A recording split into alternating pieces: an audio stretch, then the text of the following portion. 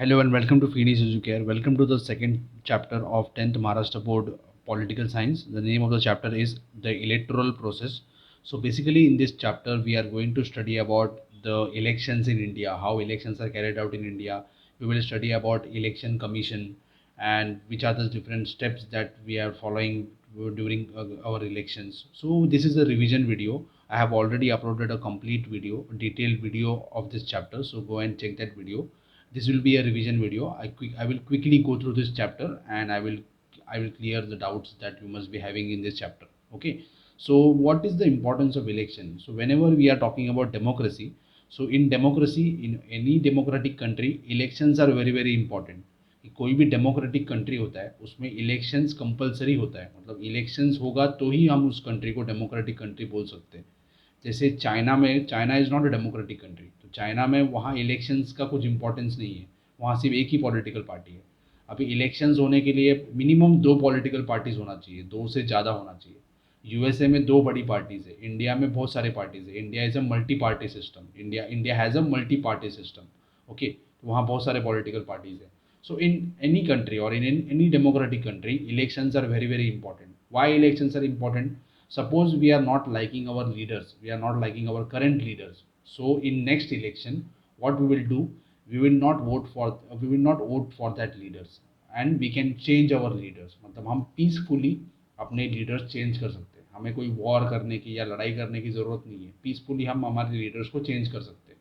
So that is peaceful transition of power, कि power को हम पीसफुली चेंज कर सकते हैं. ये सिर्फ इलेक्शन से पॉसिबल होता है. पहले कैसे किंग का रूल होता था, और किंग को अगर हमें हटाना है तो क्या होता था, दूसरा किंग कोई उसके साथ फाइट करता था, वॉर करता था, और उसको मार के या उसको डिफीट करके अपनी पावर उसके वहाँ पावर अपनी एस्टेब्लिश कर लेता था. अभी वैसा नहीं होता है. Now we are having elections, now we are living in a democratic country. Okay, so in democratic country elections are very very important. अभी इलेक्शंस क्या हम इलेक्शंस की क्यों इंपॉर्टेंस है, what is the importance of elections in any democratic country? Democracy is rule by people, rule for people. वो सब अपने उसका जो डेमोक्रेसी का जो डेफिनेशन है वो सब पढ़ा होगा. So what is basically in democratic country, people are ruling. लोग रूल करते हैं, लेकिन लोग डायरेक्टली रूल नहीं करते. लोगों के पास सब लोग मिलके लॉज नहीं बना सकते. So what we are doing, we are selecting our representatives, कि हमारे कुछ रिप्रेजेंटेटिव्स होते हैं जिन्हें हम वोट करते हैं. वोटिंग के बाद हम उनको चूज़ करते हैं, और और जो जिसको ज़्यादा वोट मिलता है वो जीत जाता है, और वो हमारा रिप्रेजेंटेटिव बनता है. सो ये जो पूरा प्रोसीजर है, ये इलेक्शन प्रोसीजर की वजह से, इलेक्शन प्रोसेस की वजह से हम अपने रिप्रेजेंटेटिव्स को चूज़ करते हैं. ओके, और वो रिप्रेजेंटेटिव्स किसी ना किसी पॉलिटिकल पार्टीज़ के भी होते हैं. So everything is explained here. And election का इंपॉर्टेंस क्या है? Election should be free and fair, कि कोई करप्शन नहीं होना चाहिए. किसी पार्टी को ज़्यादा इंपॉर्टेंस नहीं मिलना चाहिए. सभी पार्टी को हम सेम ट्रीट करना चाहिए. So election should be free and fair. और फ्री एंड फेयर इलेक्शन अगर हमें कंडक्ट करना है तो हम क्या गवर्नमेंट को नहीं बोल सकते इलेक्शन कंडक्ट करने के लिए? नहीं तो क्या करेगा government?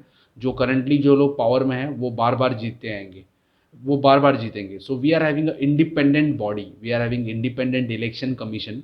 Main job of election commission is to conduct elections. उनका काम क्या है? इलेक्शंस कंडक्ट करना. So election commission is made according to our constitution. हमारे कॉन्स्टिट्यूशन में प्रोविजन है कि इंडिया में इलेक्शन कमीशन होगा, and that election commission will be conducting elections in our country. So main job of election commission is to conduct elections. कि elections कभी conduct करना है, उसका टाइम टेबल, उसका result, all this is decided by election commission of India. और election commission India में election commission है. जैसे पूरे इंडिया के लिए इलेक्शन कमीशन ऑफ इंडिया है, वैसे हर एक स्टेट में भी स्टेट इलेक्शन कमीशन है. Okay, so let us talk about election commission. So in India election commission is central process of election, कि पूरे इंडिया में इलेक्शन कंडक्ट कराने का काम इलेक्शन कमीशन का होता है. अपने कॉन्स्टिट्यूशन में बहुत सारे आर्टिकल्स है, बहुत सारे रूल्स है. So according to article 324, this is very very important, remember this article 324. According to this article, in India we are having a election commission. Okay, and it is a autonomous body, it is a independent body, it is not dependent और government. Government के ऊपर depend नहीं होता है. Government अलग, election commission अलग. It is an autonomous body which consists of one chief election commission, one chief election commissioner. कि election commission का सबसे बड़ा ऑफिसर होता है चीफ इलेक्शन कमिश्नर. ये चीफ मतलब मेन, और उनके अंडर और उनके जैसे और दो कमिश्नर्स होते हैं. Okay, so there are chief election commissioner and two other commissioners. तीनों का सैलरी वगैरह सब एक होता है, लेकिन एक थोड़ा सुपीरियर होता है, एक सबका बॉस होता है। ठीक है। First election commissioner Sukumar Sen was the first chief election commissioner after independence. और 1921 के वो civil services, Indian civil services ICS, जैसे हम अभी इंडियन एडमिनिस्ट्रेटिव सर्विसेज बोलते हैं, आईएएस बोलते हैं, तो इलेक्शन के पहले उसे आईसीएस बोलते थे, तो ये 1921 के बैच के आईसीएस थे। ठीक है। सो देखो, हम जब भी हमें इंडिपेंडेंस मिल रहा था, we were not knowing anything about democracy, और we were not knowing anything about elections. कुछ ना कुछ थोड़ा सा हमें नॉलेज था, बेसिक नॉलेज था, जैसे ब्रिटिशर्स भी हमारे कंट्री में इलेक्शन कंडक्ट करते थे, लेकिन पूरे इंडिया का, इतने बड़े कंट्री का इलेक्शन कंडक्ट करना, it is very very difficult task. Also that was our first election, so पूरे लोगों का नाम रजिस्टर करना, इलेक्शन कंडक्ट करना, ये बहुत बड़ा टास्क था। So under leadership of Sukumar Sen, he was the first election commissioner of independent India. So उनकी लीडरशिप के अंडर हमने इलेक्शंस कंडक्ट किए। ठीक है। So it was we were facing we were facing lot of difficulties because this was our first time. अभी हम जब भी हम हमारे कंट्री में जनरल इलेक्शन होता है, जब भी लोकसभा का इलेक्शन होता है, तब हम हमारे पुराने रिकॉर्ड को ब्रेक करते हैं। गिनीज बुक ऑफ रिकॉर्ड में आता है कि इतना बड़ा कंट्री, ऐसा कोई भी कंट्री नहीं है वर्ल्ड में जहाँ इतने सारे लोग वोट करते हैं, इतने सारे लोगों का पार्टिसिपेशन होता है। So India is the only country, so हम अपना रिकॉर्ड हमेशा ब्रेक करते रहते हैं। See now one more important point, जो इलेक्शन कमिश्नर्स होते हैं उनको अपॉइंट कौन करता है? उनको अपॉइंट करता है प्रेसिडेंट। प्रेसिडेंट उनको अपॉइंट करता है, लेकिन प्रेसिडेंट उनको रिमूव नहीं कर सकता है। उनको रिमूव करने का अलग प्रोसीजर है जो पार्लियामेंट में होता है, and it is very very difficult procedure. Why it is very very difficult procedure? Because suppose if president is electing a person, president ने इलेक्शन कमिश्नर को अपॉइंट किया, और उसके बाद इलेक्शन कमिश्नर, जैसे मैंने बोला, it is a autonomous body, it is a independent body, they are not dependent on government, they are not dependent on president. Okay. So उनके जो रूल्स है वो अलग होते हैं, उनके जो राइट्स है या उनके जो पावर है वो अलग होते हैं। सो प्रेसिडेंट उनके काम में इंटरफेयर नहीं कर सकते। सो सपोज अगर ऐसा होता कि प्रेसिडेंट ने उसको अपॉइंट किया, तो प्रेसिडेंट ही उसको निकाल सकता है। तो प्रेसिडेंट क्या करता था? अपने पसंद के आदमी को अपॉइंट करता था, तो जो भी प्रेसिडेंट बोलेगा वैसे काम होगा, या गवर्नमेंट भी सेम कर सकता था। But now it is all together a different ball game. So अब क्या होता है कि इलेक्शन कमिश्नर और election commission is different, and government is different, president is different. So president is appointing the election commissioner. Suppose you are getting fill in the blanks or 1 mark question ki who is appointing election commissioner of India or election commissioners? So answer is president. The chief election commissioner cannot be removed from his post easily on an account of political reason, कि prime minister को पसंद नहीं आया इसलिए उसको निकाल नहीं सकते, पार्लियामेंट में निकालेंगे। पार्लियामेंट में सभी पार्टीज के लोग होते हैं, तो सबका अगर सब लोगों ने अगर ठान लिया तो ही चीफ इलेक्शन कमिश्नर को निकाल सकते हैं। So it is very very difficult procedure to remove chief election commissioner from his office. तो ये ऐसा क्यों किया है? क्योंकि उनको इंडिपेंडेंस मिलना चाहिए, उनको ऐसा डर नहीं होना चाहिए कि अगर मैंने अच्छा डिसीजन लिया या गवर्नमेंट के खिलाफ डिसीजन लिया तो मुझे निकाल देंगे। उनको काम करने का इंडिपेंडेंस होना चाहिए, उनको काम करने कोई डर नहीं होना चाहिए, इसलिए ऐसे रूल्स बनाए गए। Okay. So this is necessary to preserve the independence of election commission. There is a separate provision made for the expenses of election commission, कि इलेक्शन कमीशन का जो भी खर्चा है, इलेक्शन कंडक्ट करने का जो भी खर्चा है, उसके लिए उनको गवर्नमेंट के पास बार बार जाने का ज़रूरत नहीं है। उसका अलग प्रोविज़न बनाया है, उसके बारे में अलग पैसा रखा गया है, ताकि वो बार बार गवर्नमेंट के ऊपर डिपेंड ना हो सके उनके सैलरीज़ के लिए। सबका एक अलग अलग अलग उनको पैसा मिलता है।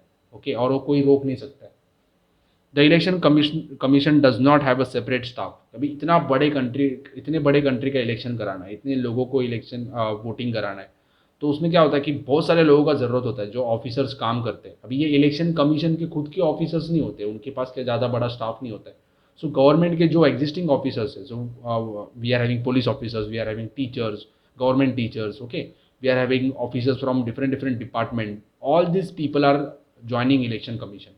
जब भी वो इलेक्शन का टाइम होता है तो ये बड़े बड़े ऑफिसर्स भी होते हैं, जो पुलिस ऑफिसर्स होते हैं या कलेक्टर्स होते हैं, आईएएस ऑफिसर्स होते हैं, all this people are working under the control of election commission, कि इलेक्शन कमीशन के लिए काम करते हैं इलेक्शन होने तक, इलेक्शन कंडक्ट होने तक, उसका रिजल्ट लगने तक। उसके बाद वो अपने अपने डिपार्टमेंट में जाके काम करेंगे। तो उनको अगर इलेक्शन का ड्यूटी अगर मिलता है तो वो उनको काम करना है। अगर आपको ये समझना है तो एक मूवी है न्यूटन, हिंदी मूवी है न्यूटन, जिसमें राजकुमार राव ने काम किया था। सो वो आप मूवी देखिए तो उसमें आपको पूरा समझ में आएगा कि इलेक्शन कैसे होता है, क्या प्रोसीजर है, ठीक है। तो special campaign is created for national voters day, ताकि ज़्यादा से ज़्यादा लोग वोटिंग अपने आप वोटिंग में नाम रजिस्टर कर सके और वोटिंग अच्छा हो सके। Now very very important question, function of election commissions, I will explain in very brief.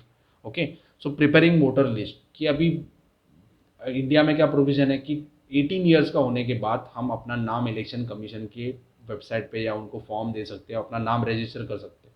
तो पूरे इंडिया का एक वोटर लिस्ट होता है, उसमें अपना नाम हमें रजिस्टर कराना है 18 ईयर्स के होने के बाद। पहले ये 21 ईयर्स था, अभी कम करके 18 ईयर्स कर दिया है। ओके, सो 18 ईयर्स होने के बाद इलेक्शन कमीशन के पास हमें रजिस्टर करना है और वो अपना डॉक्यूमेंट चेक करेंगे, उसके बाद अपना नाम वोटर लिस्ट में आएगा। Okay, suppose I M living in Mumbai, तो मुंबई में जो भी इलेक्शंस होगा तो उसमें मेरा नाम मुंबई के वोटर लिस्ट में, मुंबई के मेरे एरिया में आएगा, और मेरे एरिया में जो भी रिप्रेजेंटेटिव्स होंगे या जो भी कैंडिडेट्स होंगे उनके लिए मैं उनके लिए वोटिंग कर सकता हूँ।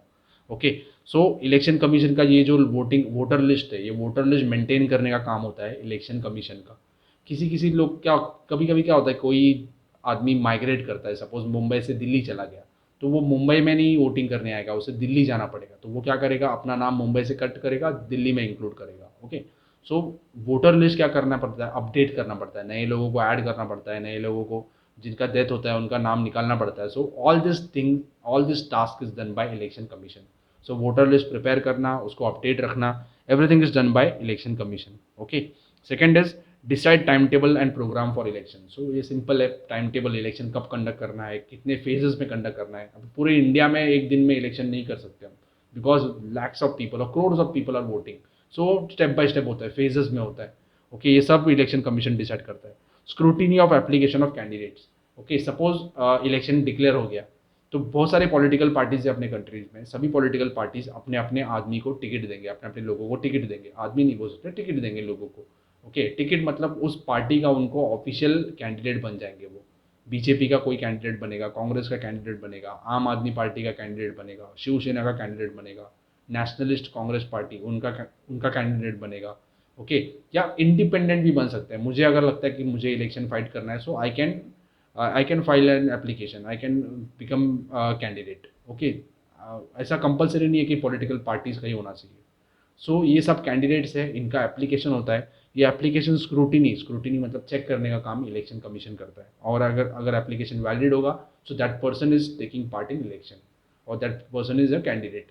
तो कैंडिडेट हो गया, ये वोटर लिस्ट में जिसका जिसका जिसका जिसका नाम है वो लोग जाके उसे वोट करेंगे।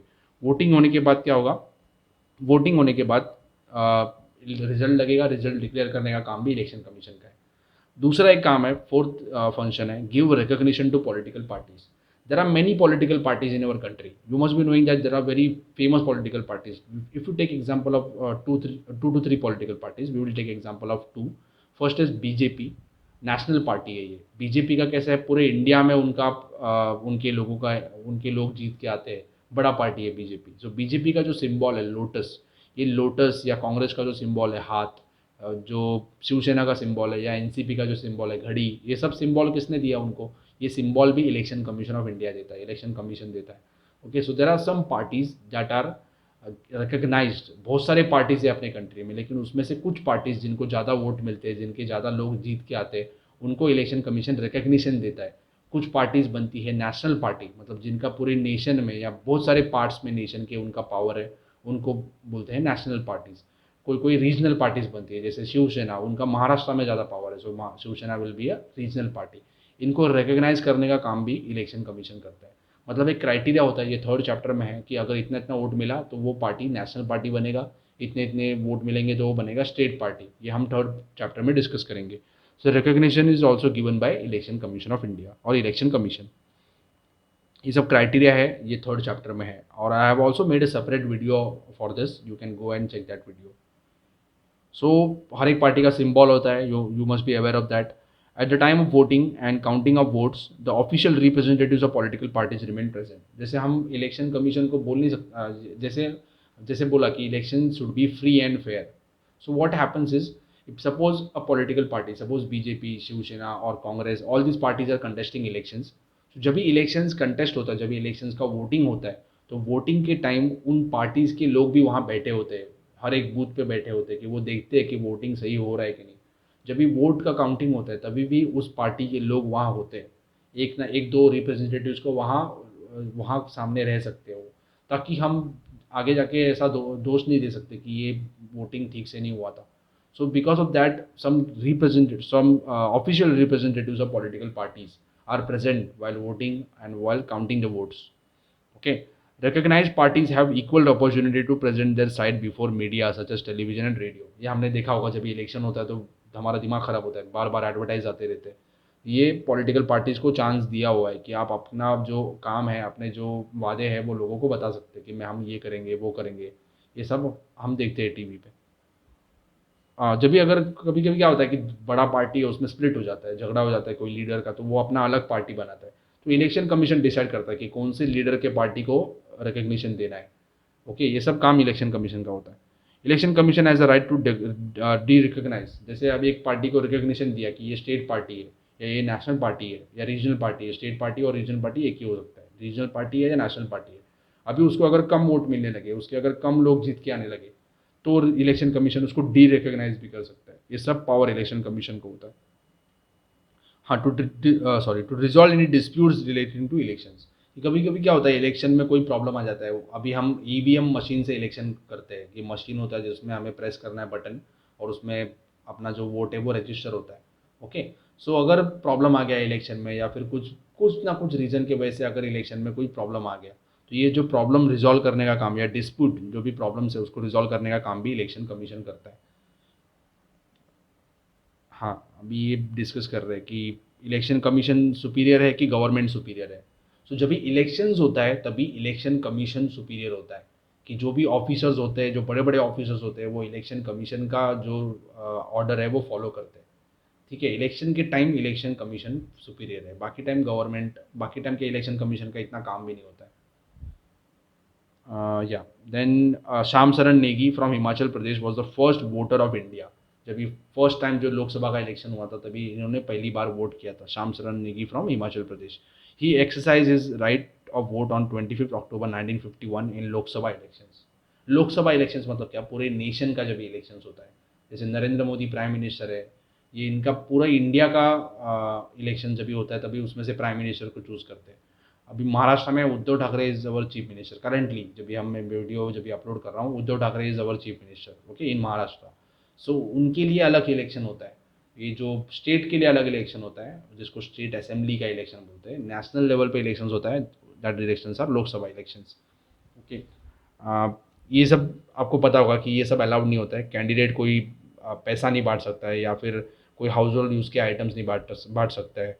प्रॉमिस की promise made to resolve the water problem भी इलेक्टेड, ये सब हाँ यहाँ दिया हुआ है कि ये चीज़ कर सकते हैं या चीज़ नहीं कर सकते। अभी हम हाउस होल्ड आइटम्स नहीं बांट सकते, ये गलत है। ये प्रॉमिस कर सकते हैं कि हम जीत के आने के बाद ये करेंगे वो करेंगे, ये सब कर सकते हैं। To go door to door to sorry to go from door to door to meet voters and request them to vote, ये कर सकते हैं। हम घर घर जा सकते हैं और वोट मांग सकते हैं। To appeal on the law on the basis of caste and religion to get support, this is incorrect. ये नहीं करना है। जब भी हम इलेक्शन फाइट करते हैं तो लीडर ऐसा बोल नहीं सकता है कि मैं हिंदू हूँ या फिर मैं मुस्लिम हूँ तो मुझे वोट करो, या फिर मैं इस कास्ट का हूँ तो मुझे वोट करो। दैट इज इनकरेक्ट, ये ऐसा नहीं कर सकता। Okay, then process of election, this is also very very important flow chart. ये बहुत बार आ चुका है, स्कूल एग्जाम्स में तो बहुत बार आता है, बोर्ड एग्जाम में भी शायद एक बार आया था। ये बहुत इंपॉर्टेंट है।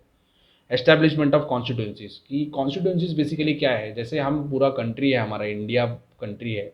ओके, अभी इंडिया कंट्री में क्या होता है कि पूरे कंट्री में हम डिवीजन करते हैं अलग अलग, पूरे कंट्री में हम डिवाइड करते हैं पूरे कंट्री को, और हर एक कंट्री हर एक पार्ट में एक कैंडिडेट हमारा जीत, एक हमारा रिप्रेजेंटेटिव बनता है। सिंपल एग्जांपल देता हूँ मैं। Suppose I am talking about one school. School में first standard to 10th standard ऐसे 10 डिविजन्स है। ओके, और हमें क्या करना है, हर एक डिवीजन में एक रिप्रेजेंटेटिव चूज़ करना है। हम अभी एग्जांपल ले रहे हैं कि एक कंट्री और स्कूल को हम रिलेट कर रहे हैं। कंट्री मतलब स्कूल मतलब एक कंट्री पक समझ लो। तो पूरे स्कूल में से हमें 10 लोगों को 10 लोगों को चूज़ करना है। हर एक क्लासरूम का एक रिप्रेजेंटेटिव होगा। फर्स्ट स्टैंडर्ड का होगा, सेकंड स्टैंडर्ड का होगा, थर्ड स्टैंडर्ड का, फोर्थ स्टैंडर्ड का, फिफ्थ का, सिक्स का, सेवन्थ का, एट का, नाइन्थ का, टेंथ का, ये सबका एक एक कैंडिडेट होगा, सॉरी एक एक रिप्रेजेंटेटिव होगा। तो हमने क्या किया, सबसे पहले हमने क्या किया ये जो पूरा पूरा बड़ा स्कूल था उसको हमने 10 हिस्सों में डिवाइड कर दिया, एक एक स्टैंडर्ड के हिसाब से। तो हर एक स्टैंडर्ड होता है एक constituency. Similarly what we are doing in our country, whenever elections are conducted in Maharashtra during Vidhan Sabha elections, there are 288 constituencies. 288 constituencies है, मतलब क्या है, एक एरिया को बोलेंगे हम कॉन्स्टिट्यूएंसी। मराठी में हम उसे मतदार संघ बोलते हैं। Okay, so what we are doing in that, what we are doing, we are dividing our state into 288 parts.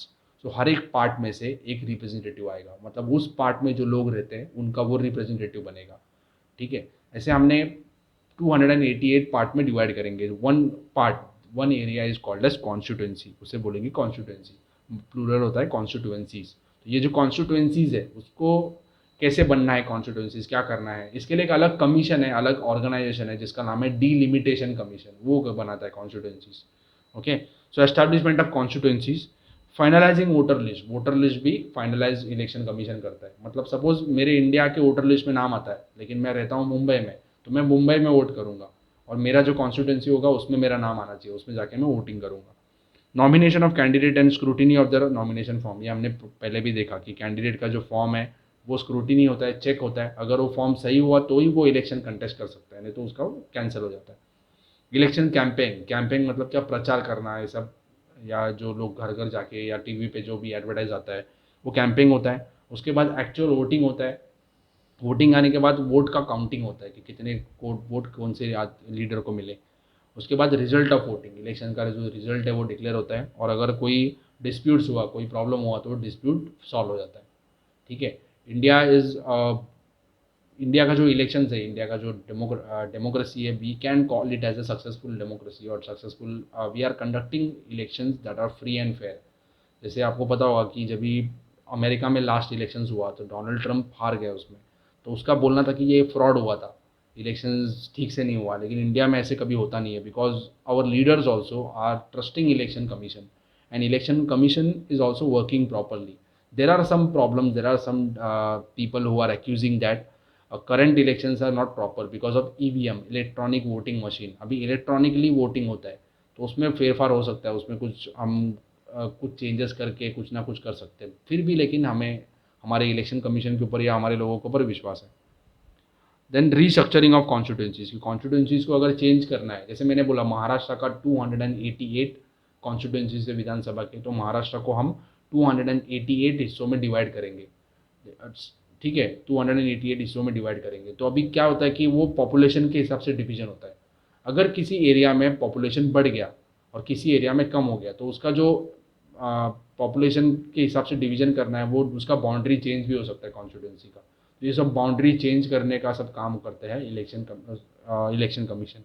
इसका एक अलग ऑर्गेनाइजेशन है डीलिमिटेशन कमीशन, वो मिलके करते हैं। The total number of members of Lok Sabha is 543। सो ये हम बात कर रहे हैं पूरे इंडिया की। अभी मैंने जो बताया था 288 कॉन्स्टिट्यूंसीज, वो विधानसभा की कॉन्स्टिट्यूंसीज है महाराष्ट्र में। हम अभी पूरे इंडिया की बात करेंगे तो पूरे इंडिया में 543 कॉन्स्टिट्यूंसीज है लोकसभा के। तो हम क्या करेंगे, इंडिया को 543 हिस्सों में डिवाइड करेंगे। ये पॉपुलेशन के हिसाब से डिवीजन होता है या फिर वोटर्स के हिसाब से डिवीजन होता है। How are this numbers elected, how are this members elected? Every member represent one constituency. हर एक मेंबर एक कॉन्स्टिट्यूंसी को रिप्रेजेंट करता है। उस कॉन्स्टिट्यूंसी में 10 लोग भी खड़े हो जाए, 20 लोग भी खड़े हो जाए इलेक्शन में, हम लोग वोटिंग करेंगे, जिसको सबसे ज़्यादा वोट मिले वो जीत जाता है। That person becomes the representative of that constituency. It means that there are 543 constituencies of Lok Sabha. Creating constituency is the responsibility of delimitation commission. ये याद रखो, delimitation commission constituencies बनाता है, इलेक्शन कमीशन नहीं बनाता है, delimitation commission बनाता है। The delimitation commission does not succumb or does not come under any pressure। कि सपोज कल किसी लीडर ने बोला कि मुझे इस एरिया में मेरे बहुत ज़्यादा सपोर्टर्स है तो मुझे इस कॉन्स्टिट्यूंसी को, इस मेरे एरिया को एक कॉन्स्टिट्यूंसी में डाल दो तुम, तो ऐसे प्रेशराइज नहीं कर सकते हम इलेक्शन कमीशन को या फिर डीलिमिटेशन कमीशन को। वो अपने हिसाब से कॉन्स्टिट्यूंसीज बनाते हैं। What is code of conduct? Code of conduct is basically rules that we are following while conducting elections और while elections are carried out. कि पॉलिटिकल पार्टीज को भी कुछ रूल्स फॉलो करना है, लोगों को भी कुछ रूल्स फॉलो करना है, वो इलेक्शन कमीशन के जो ऑफिसर्स होते हैं उनको भी कुछ रूल फॉलो करना है। ये उनको उस रूल्स को बोलते हैं हम कोड ऑफ कंडक्ट। कि इलेक्शंस के टाइम कैसे, जैसे आपको पता होगा कि आपके पेरेंट्स से भी आप पूछ सकते हो, इलेक्शन जब भी होता है तो वहाँ जो इलेक्शन जहाँ होता है वहाँ अपने गाड़ियाँ लेके नहीं जा सकते हम, या फिर पॉलिटिकल पार्टीज़ के जो लोग हैं वो, उनको टाइम दिया होता है कि इसी टाइम में आपको प्रचार करना है, इसी टाइम में आपको कैंपेन करना है, उसके बाद पूरा कैंपेन बंद हो जाता है। ओके, ये सब कोड ऑफ कंडक्ट जो इलेक्शंस का बना था, एक इलेक्शन कमिश्नर थे, चीफ इलेक्शन कमिश्नर, उनका नाम था TN शेषन। और शेषन जब भी इलेक्शन कमिश्नर थे, उन्होंने ये कोड ऑफ कंडक्ट बनाया था। उन्होंने पूरा इलेक्शन कमीशन को या इलेक्शन कमीशन को चेंज कर दिया, पावरफुल बना दिया था। कोड ऑफ कंडक्ट उन्होंने लाया था। ये आप देख लो कोड ऑफ कंडक्ट क्या है, देखो। ये सब कोड ऑफ कंडक्ट क्या होता है? Basically code of conduct is rules that election commission is making so that elections are carried out properly. अभी प्रॉब्लम्स भी फेस होते हैं हमें। प्रॉब्लम आपको पता होगा कि आपके यहाँ भी पैसे बांटे जाते हैं वोटिंग कराने के लिए या वोट लेने के लिए, ऐसे सब जगह होता है। लेकिन फिर भी बोल सकते, हम ऐसा नहीं बोल सकते कि सारा इलेक्शन करप्ट होता है, कुछ ना कुछ एरियाज़ में होता है। फिर भी हमें पैसा मिलता है, फिर भी हम डिसाइड करते हैं कि हमें वोट करना है या नहीं करना है। कोई जाके देखता नहीं है वहाँ की किसको वोट किया। पैसा मिलने के बाद भी या पैसा लेने के बाद भी हम अपना डिसीजन चेंज कर सकते हैं। So misuse of money takes place to a great extent during elections. ये होता है कि इलेक्शन कमीशन कुछ ऐसा डिक्लेयर करता है कि सपोज ये लोकसभा का इलेक्शन में इतना ही खर्चा कर सकते हो, लेकिन उससे बहुत ज़्यादा खर्चा होता है, ये सबको पता है। ये सब इलीगली होता है, करप्शन करके या पैसे बांटे जाते हैं, दैट इज़ इनकरेक्ट। कुछ किसी किसी केसेस में उसके ऊपर कार्रवाई भी होता है, उसके ऊपर एक्शन भी लिया जाता है, but still people are misusing. The election commission has to take several measures to stop such a misuse of money. Many political parties give election tickets to the candidates with criminal background. ये तो होता है कि criminals को ticket मिलता है। Ticket basically क्या होता है कि सपोज मैं बीजेपी की तरफ से मुझे इलेक्शन कंटेस्ट करना है, तो बीजेपी डिक्लेयर करेगा कि ये हमारा ऑफिशियल कैंडिडेट है और उसे एक फॉर्म दे देगा। वो फॉर्म मिल गया मतलब क्या मिल गया? उस आदमी को टिकट मिल गया। So the result does not this result not only in criminalisation of politics, but election commission also faces problems in ensuring that elections are conducted in free environment. मतलब सपोज किसी क्रिमिनल को ticket मिल गया, वो criminal क्या करेगा? अपने अपने और साथियों को यूज़ करके लोगों को फोर्स कर सकता है। तो इलेक्शन फ्री या फेयर जो है वो नहीं हो सकता है। इसलिए बहुत सारे रूल्स बनाए हैं अपने कंट्री में कि क्रिमिनल अगर हुआ, उसके ऊपर सीरियस चार्जेस हुए, तो वो इलेक्शन कंटेस्ट नहीं कर सकता है। ऐसे हुआ है, ठीक है, ऐसे होता है। लेकिन फिर भी कुछ ना कुछ लोग उसमें क्रिमिनल्स हैं, इलेक्शन अपने पार्लियामेंट में भी बैठे हैं, अपने स्टेट असेंबलीज में भी बैठे हैं, जिनके ऊपर बहुत सीरियस क्राइम है, क्राइम के उनके ऊपर आरोप है। Another major challenge is violence during election. ये वायलेंस तो होता ही है, झगड़ा लगाया जाता है ताकि ज़्यादा से ज़्यादा वोट उस किसी पार्टी को मिल सके। इसके ऊपर भी इलेक्शन कमीशन का नज़र होता है। इसको स्टॉप करने का भी काम इलेक्शन कमीशन करता है। हाँ, ये पहले बैलेट पेपर्स होते थे। अभी कैसे होता है कि मशीन होता है, मशीन को हमें कोई मशीन में सभी कैंडिडेट्स के नाम होते हैं, उसके सामने बटन होता है, जो कैंडिडेट हमें पसंद है उसके सामने हमें बटन प्रेस करना पड़ता है। पहले ऐसे नहीं होते थे। पहले क्या होता था? पेपर होता था, पेपर के ऊपर सभी कैंडिडेट का नाम होता था, एक स्लिप होता था, उसके ऊपर सभी कैंडिडेट्स के नाम होते थे, और जो कैंडिडेट हमें पसंद है उसके सामने हमें स्टैंप लगाना पड़ता था। अभी ऐसा नहीं होता है, अभी बटन से होता है या फिर इलेक्ट्रॉनिकली होता है। उस मशीन को बोलते हैं EVM।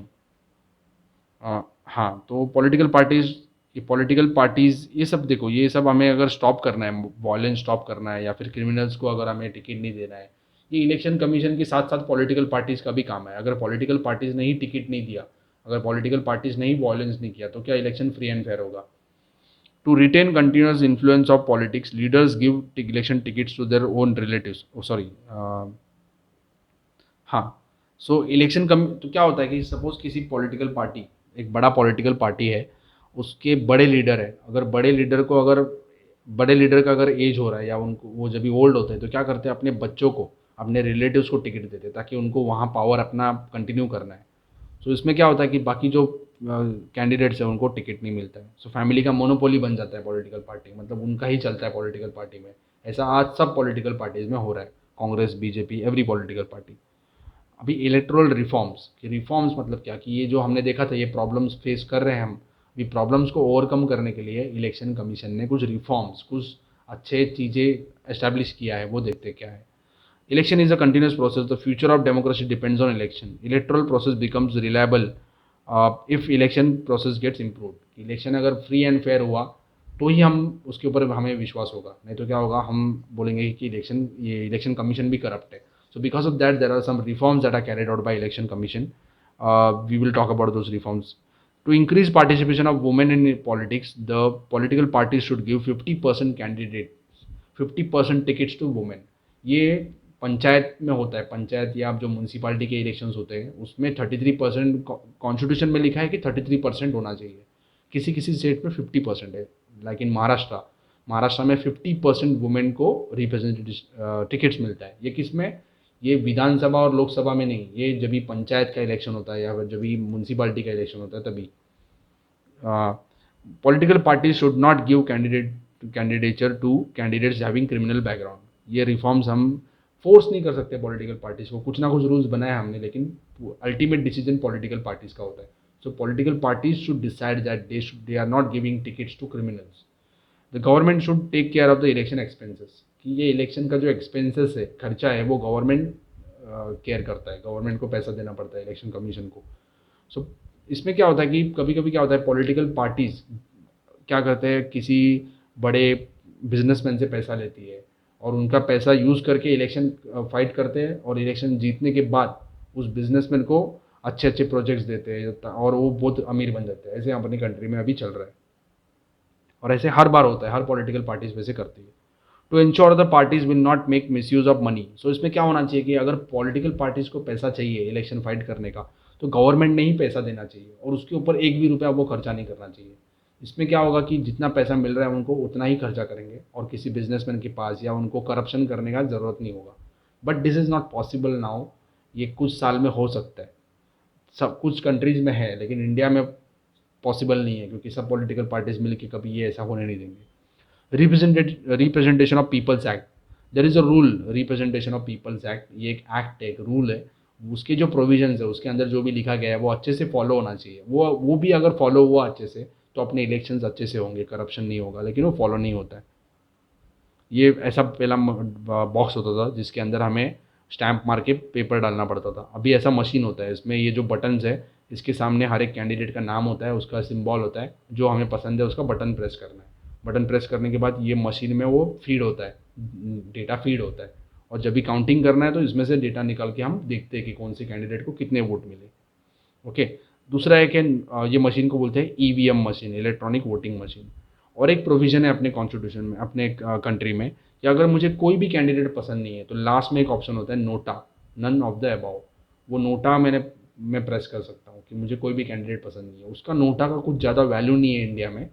बहुत सारी कंट्रीज़ में नोटा का वैल्यू है कि अगर नोटा, सपोज सभी कैंडिडेट्स में से सबसे ज़्यादा लोगों ने नोटा को वोट किया, मतलब क्या कि कोई भी कैंडिडेट पसंद नहीं है, तो क्या होगा, उस एरिया में री इलेक्शन होगा, वापस इलेक्शन होगा, और ये जो कैंडिडेट्स से पहले जो थे वो कंटेस्ट नहीं कर सकते, नए कैंडिडेट्स आएंगे, क्योंकि लोगों ने एक भी कैंडिडेट को पसंद नहीं किया था. सबसे ज़्यादा वोट नोटा को मिले थे.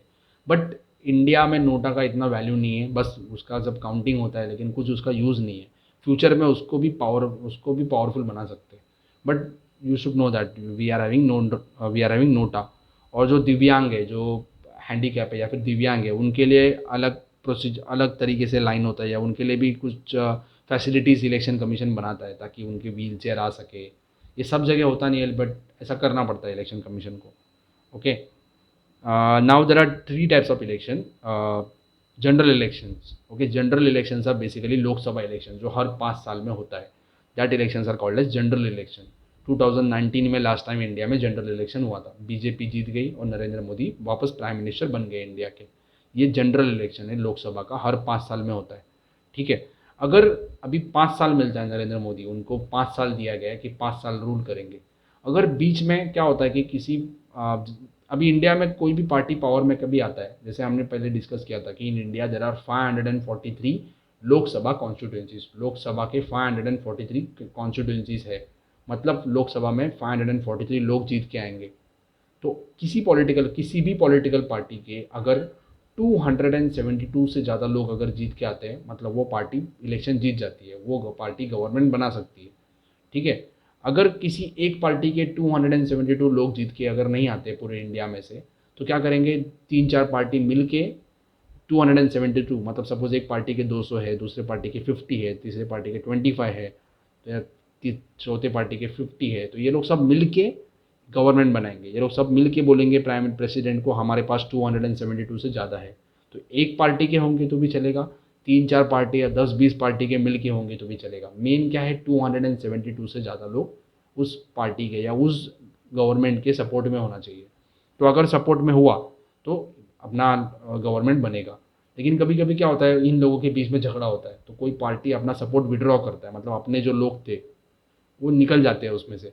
तो अगर 272 में से 272 होना चाहिए गवर्नमेंट चलाने के लिए, अगर कुछ लोग निकलते हैं उसमें से, 272 से कम हो गया, तो प्रेसिडेंट उस गवर्नमेंट को, उस प्राइम मिनिस्टर को थोड़ा टाइम देता है कि आप बताओ कि अपने पास, आपके पास 272 लोग हैं। ये मैं बात कर रहा हूँ लोकसभा की। 272 अगर वो नहीं बना पाया तो क्या होगा, वो जो प्रेसिडेंट है उसको रिज़ाइन करना पड़ेगा। ऐसे अटल बिहारी वाजपेयी को रिज़ाइन करना पड़ा था, जब भी वो प्राइम मिनिस्टर थे तभी उन्होंने रिजिग्नेशन दिया था, क्योंकि उनके पास उतने मेंबर नहीं थे उनके सपोर्ट में। तो क्या होता है, किसी और को चांस दिया जाता है कि आप बताओ कि आप उतने लोगों को इकट्ठा करके दिखाओ। उसने भी नहीं किया तो क्या होता है, मिड टर्म इलेक्शन, मतलब 5 साल के अंदर वापस इलेक्शन होता है, उसे बोलेंगे हम mid term election. If elected government loses the majority means 272 people in support, मतलब इतने लोगों का सपोर्ट होना चाहिए मिनिमम, उससे ज़्यादा सपोर्ट होना चाहिए। तो ये अगर नहीं हो रहा है, सपोर्ट विड्रॉ, सपोर्ट कम हो गया, तो क्या होता है, वापस इलेक्शन होता है। That election are called as by election, sorry mid term election. मतलब टर्म क्या था, 5 साल, उसके बीच में ही गवर्नमेंट चला गया तो वापस नया गवर्नमेंट एस्टेब्लिश करने के लिए इलेक्शन होता है। That election are called as mid term election. Okay, अभी बाई इलेक्शन, जैसे मैंने बोला कि लोकसभा के 543 सीट्स है, 543 कॉन्स्टिट्यूंसीज है, उसमें से 543 लोग जीत के आएंगे। सपोज किसी का डेथ हो गया, उसमें से एक दो लोगों का डेथ हो गया, एक किसी ने रिजिग्नेशन कर दिया, अब मतलब क्या हो गया, उस एरिया में अभी कोई भी रिप्रेजेंटेटिव नहीं है। तो इलेक्शन कमीशन क्या करेगा, उस एरिया का, सिर्फ उसी एरिया का वापस इलेक्शन कंडक्ट करेगा। क्योंकि वो आदमी का डेथ हो गया था, वो आदमी ने रिजाइन कर दिया था, तो उसका क्या होगा, वापस इलेक्शन होगा, सिर्फ उसी एरिया में होगा, पूरे कंट्री में नहीं होगा। ओके, उसी एरिया में होगा। और उस एरिया में जो इलेक्शन होगा उसे बोलेंगे हम बाई इलेक्शन। सो समझ लो, बाई इलेक्शन मतलब क्या, सिर्फ एक ही एरिया में हो रहा है। मिड टर्म मतलब क्या, पूरे कंट्री में हो रहा है। ओके,